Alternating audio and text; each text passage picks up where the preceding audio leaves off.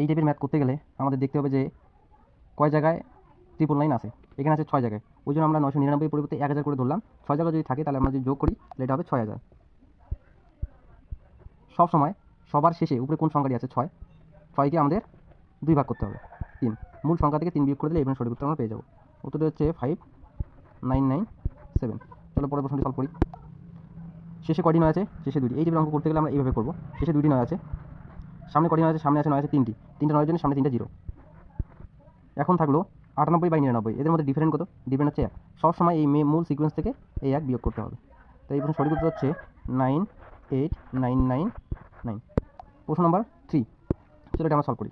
এখানে প্রতিটা সিকোয়েন্সে 2 করে বাড়তেছে, 2 গুণ করে, 2 দুগুণ 4, 4 দুগুণ 8, 8 দুগুণ 16। এই টাইপের যদি থাকে তাহলে এর অ্যান্সার হবে সবার নিচে কোন সংখ্যাটি আছে 16, আর উপরে হবে 1 এর থেকে 1 কম -1, 15। 15/16 হচ্ছে এখানে সঠিক উত্তর। এই ধরনের মজাদার ট্রিক্স পেতে চ্যানেলটি ফলো করো।